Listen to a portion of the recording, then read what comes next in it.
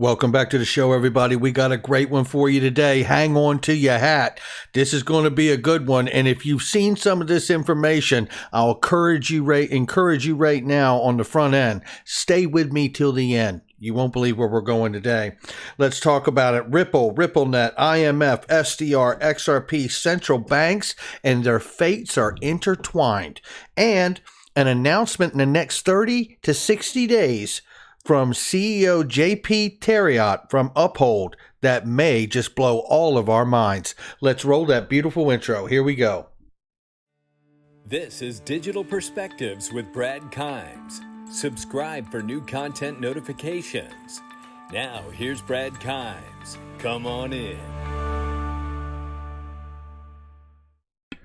Welcome back to the show, everybody. You can follow me on Twitter at BackupBradleyAbove and everything that we're talking about here today. Let's go ahead and take a look at it. 54 cents for XRP. If you haven't seen my other video today, please go check that out.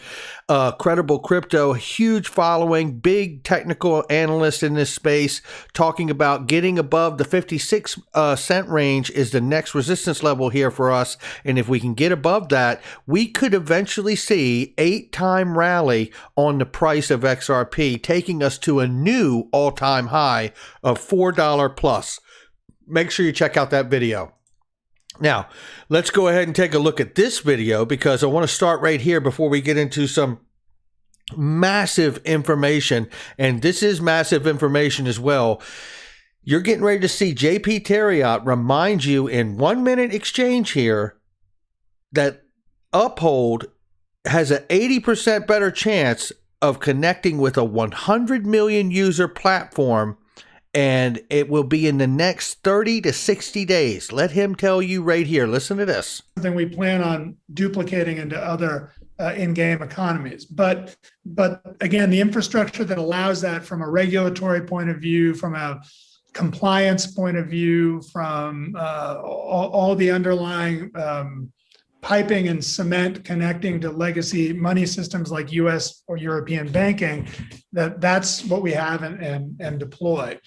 And the last thing I'll say about it in a teaser context is Brave is awesome. It's probably the first crypto native ecosystem that jumped the rails into mass market relevance.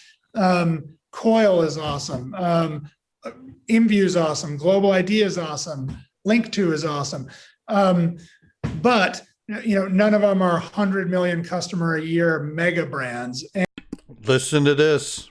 And I think there's a better than 80% chance that we'll be announcing some deals with that scale of partner in the next 30, 60 days. And I hope that is impressive.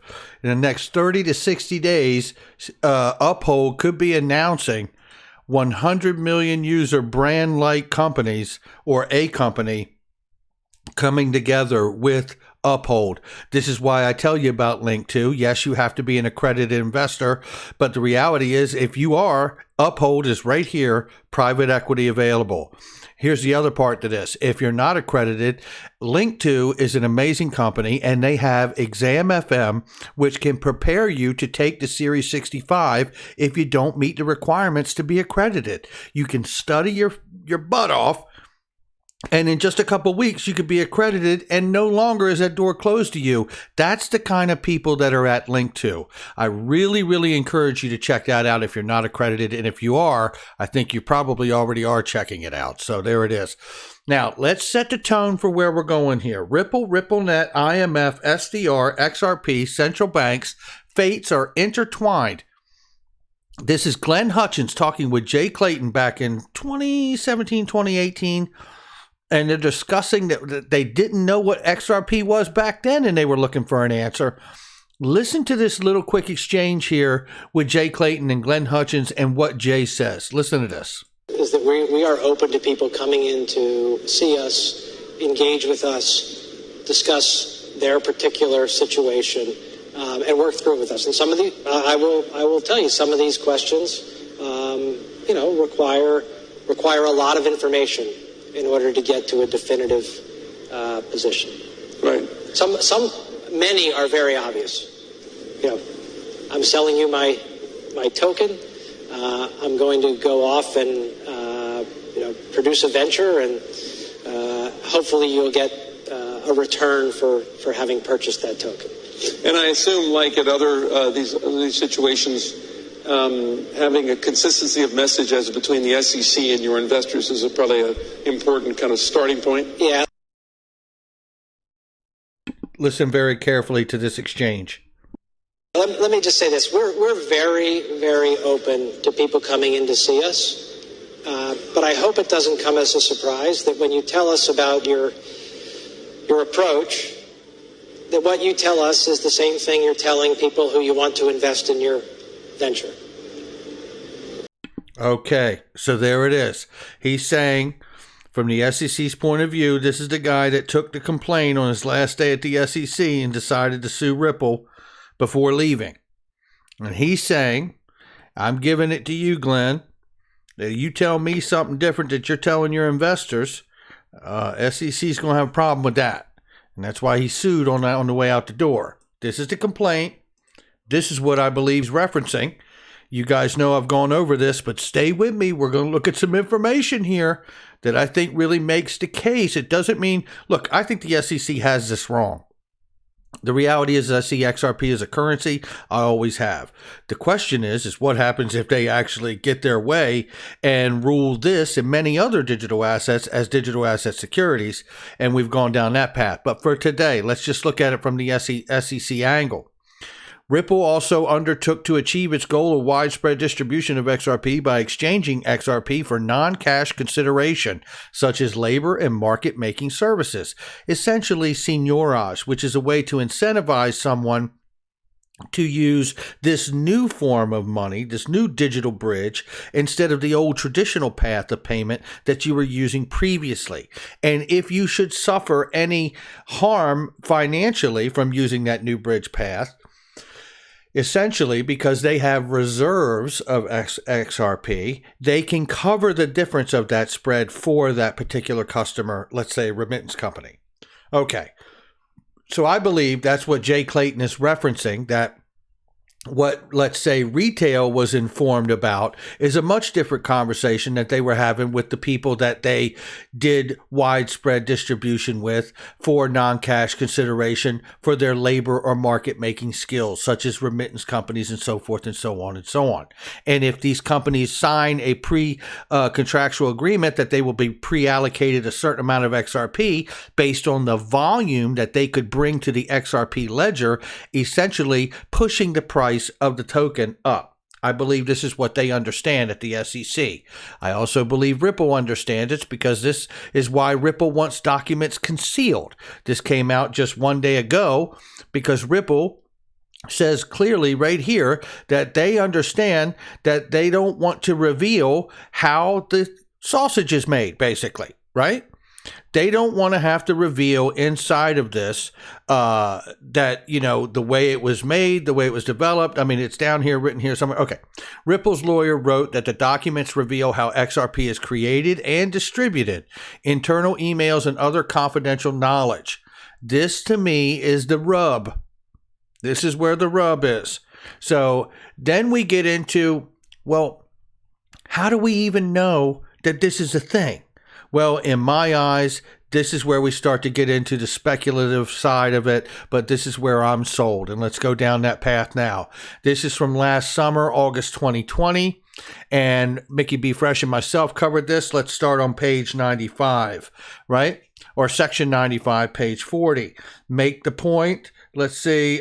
We already know here, the point I want to make out of this section here is that there are many new non-bank players that are entering the space, offering innovative services regulated to financial institutions and to consumer and merchants. This is not new. We have Stripe, we have Square, we have Amazon Pay, Apple Pay, Google Pay, Facebook Pay, right? Visa Checkout, PayPal. All of these things are non-banks.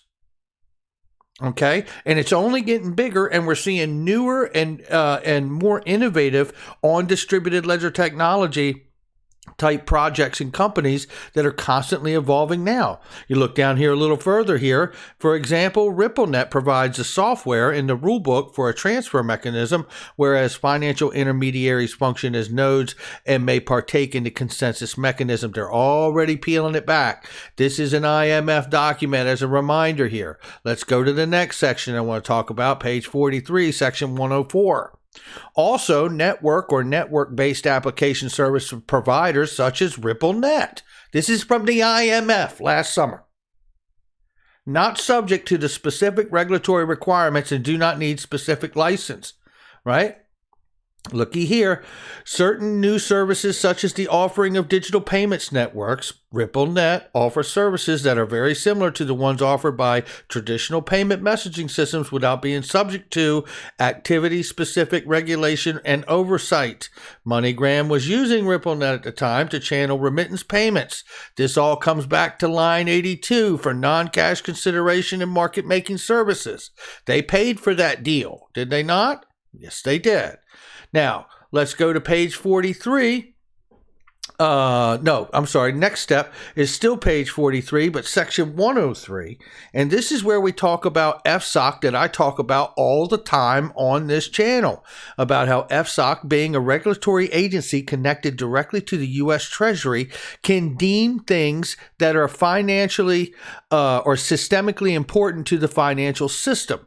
And they talk about that here in this section with the IMF last summer. Risk-specific payment to service providers other than payment systems overseen by FRB and not fully addressed by dedicated regulatory requirements.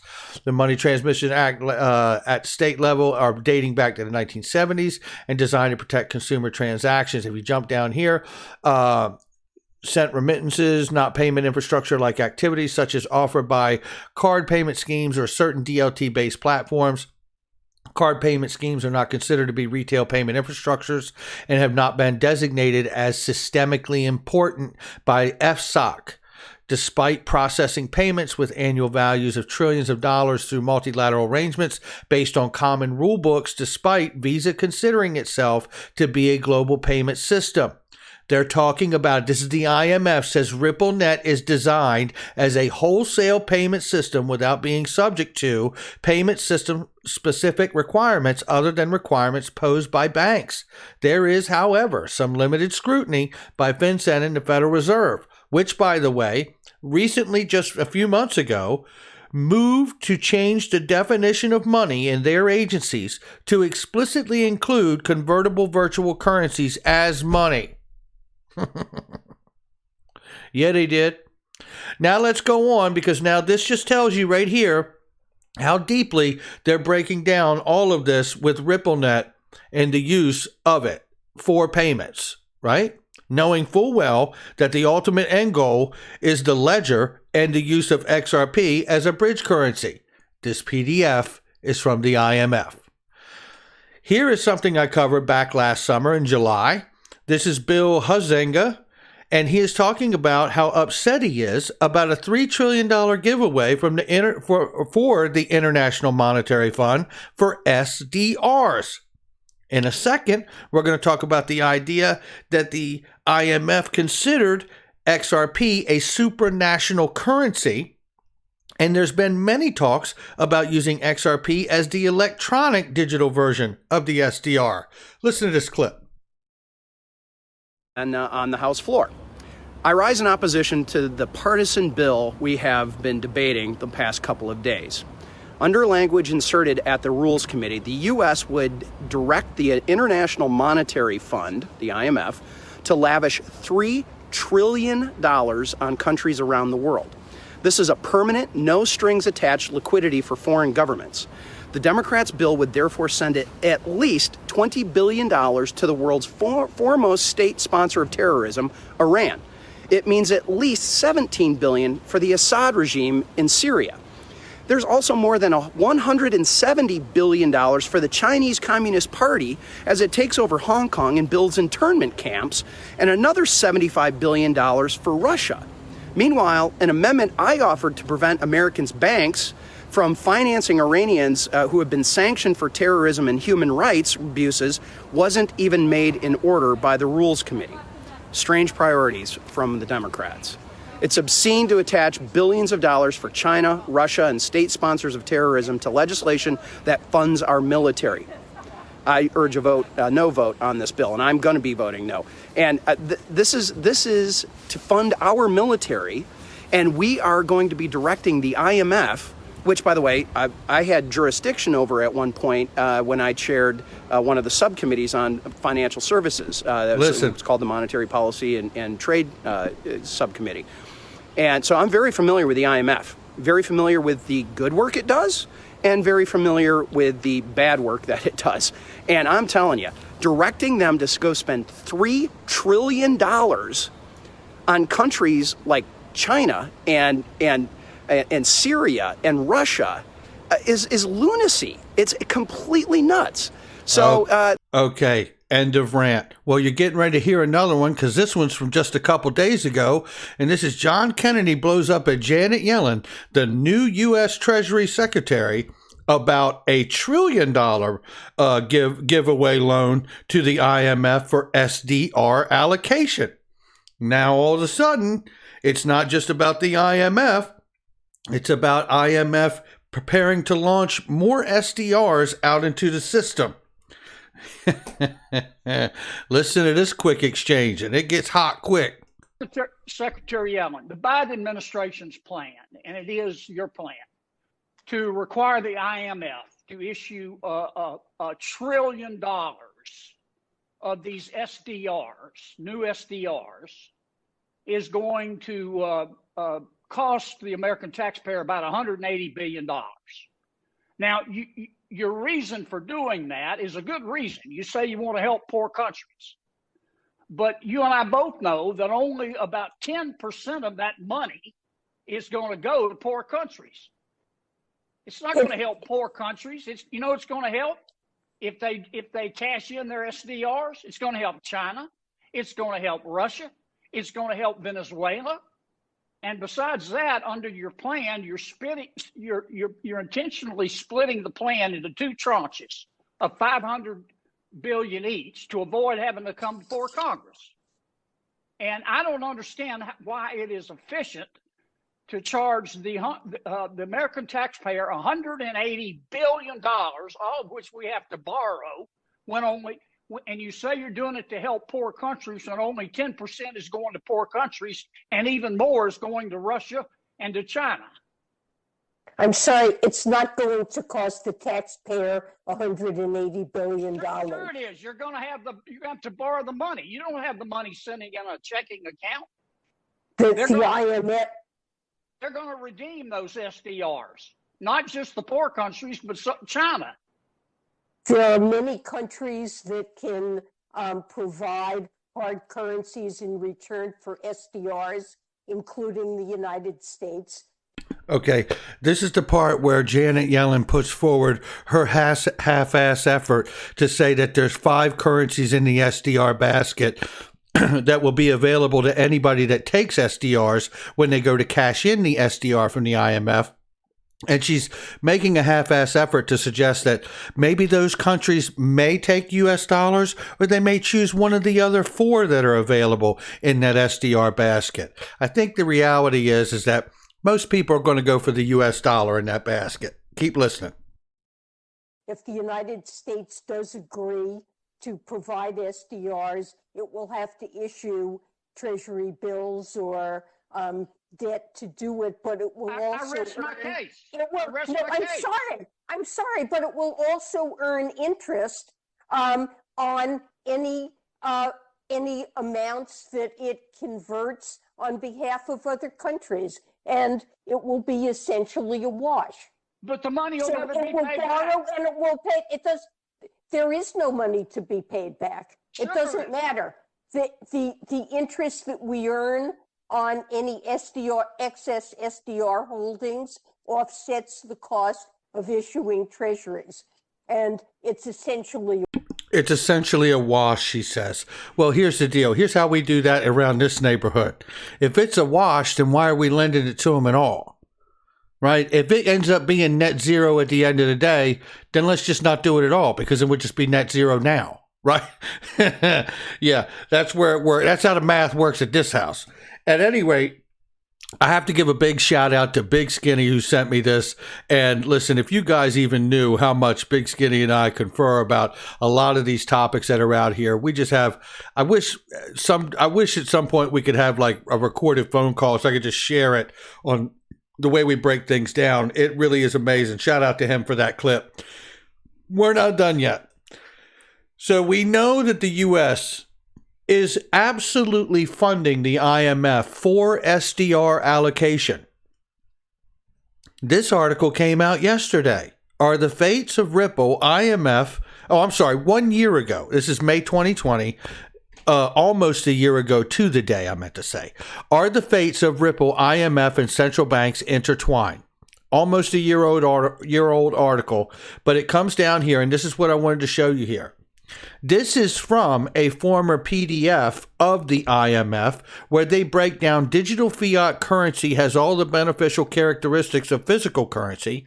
They list here digital fiat currency is legal tender issued central bank, sovereign denomination, monetary base, universal and interoperable, CBDCs is what they're talking about here, instant settlement, true to the three tests of currency, common unit of account, store of value, medium of exchange. They're talking about CBDCs basically, right? Here on this side, digital fiat currency is not Bitcoin, cryptocurrency. It is not blockchain technology enabled Bitcoin. It is not distributed ledger technology database for blockchain. It is not supranational currency Ripple XRP. What is supranational currency? Supranational currency is a hypothetical global currency that would be backed by a basket of reserve currencies at the IMF. The idea is to form a basis for a new global monetary system and replace the current US dollar system. While the idea of this currency was part of the John Maynard Keynes plan in the original Bretton Woods, it has gained traction once again because of the pandemic and the havoc that has been put upon this entire planet, and China's DCEP neared its readiness for mass use. However, Ripple could be way ahead of all of this. Its connection to the IMF and central banks needs no introduction. Even the blockchain firm Swell conference witnessed the participation of Ragam Rajan, for which I interviewed and asked him if we could see XRP become like the banker coin that was suggested by John Maynard Keynes. And if I had a little more time, I was going to pull that clip, but I didn't have a chance to pull it for you when we were at 2019 Swell. And I asked Mr. Rajan that exact question. You know what's interesting? He didn't say no. He deferred and started talking about Libra. But nevertheless, that is exactly what we're talking about here. And if you think about all of this, the idea of launching a new global monetary system and replacing the US dollar, you really have to start coming back to this line 82 and how they achieved widespread adoption with XRP for non-cash consideration, and understanding that there's so many different entities like the IMF who are getting trillions of dollars from the US to be able to launch more SDRs out into the world, and understanding how they feel about RippleNet as a new financial payment system, which, if it has everyone join it, becomes a new monetary system for payments and drives the value of XRP to 1,000, 2,000, 5, 10,000 plus per XRP in my mind. That's going to do it for me. Make sure you hit the like and subscribe. Leave a comment below. Don't forget, it's March Madness for Unstoppable Domains. There are a lot of incredible domains left. If you're into that, make sure you check it out. There's links in the description box for a whole bunch of products and services that I use each and every day, and they are trusted, vetted links. I'll catch all of you on the next one.